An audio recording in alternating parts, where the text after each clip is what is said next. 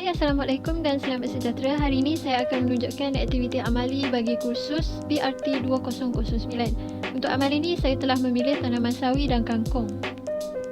Untuk semayang ni senang je, korang perlukan sudet tangan, penyembuh air, teri semayang dan tanah organik. Teri semayang tu saya guna kilas mula je, guna bekas telur. Tanah organik pula saya pilih campuran tanah sungai, sekam padi bakar, sabut kelapa dan serbuk arang. Okey, mula-mula kita isikan tanah organik ke dalam petak bekas telur. Sebenarnya kalau nak tanam kangkung ni senang sebenarnya. Cukup dengan air yang mencukupi dan kawalan haiwan perosak. Lepas tu tunggu 30 hari je dah boleh tuai. Kemudian kita tekan-tekan sikit tanah tu, tetapi jangan terlalu padat, nanti takut akar pun tak boleh nak tumbuh.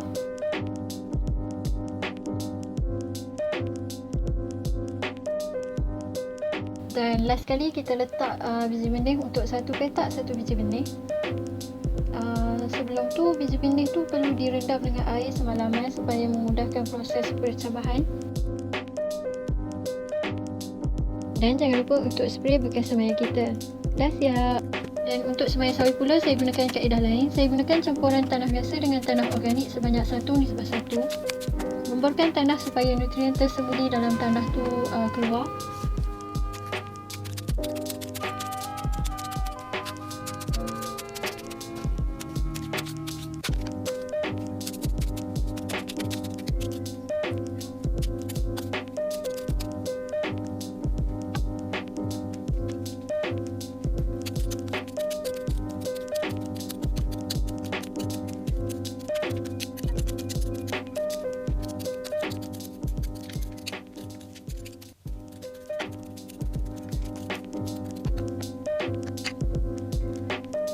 Cara penanaman sawi ada banyak sebenarnya, termasuk secara konvensional di atas batas tanah, di dalam polybag secara vertigasi, di bawah struktur pelindung hujan dan sistem hidroponik. Sawi hijau merupakan sumber alpha-linoleat serta lemak omega 3 yang bagus untuk pemeliharaan jantung dan otak.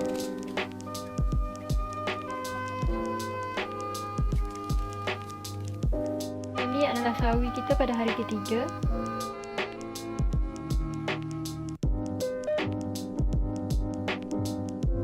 Okey, yang dah besar-besar ni adalah sawi saya pada hari ke-9.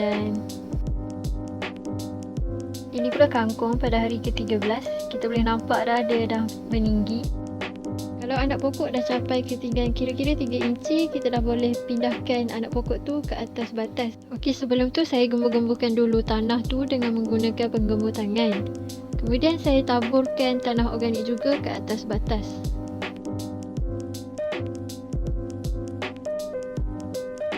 Jarak untuk satu anak pokok adalah sebanyak sejengkal. Ulang langkah yang sama untuk sawi pula.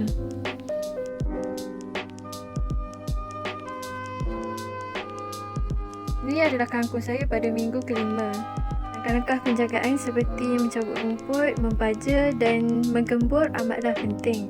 Ia harus dilakukan sekurang-kurangnya seminggu sekali. Untuk menetralkan tanah tu, korang boleh guna baja kapur. Yang ni sawi saya pada minggu ke-5. Kalau boleh nampak tu, yang pokok las tu dah kena makan dengan haiwan perosak. Yang ni kita akan bincangkan dalam perbincangan sekejap lagi.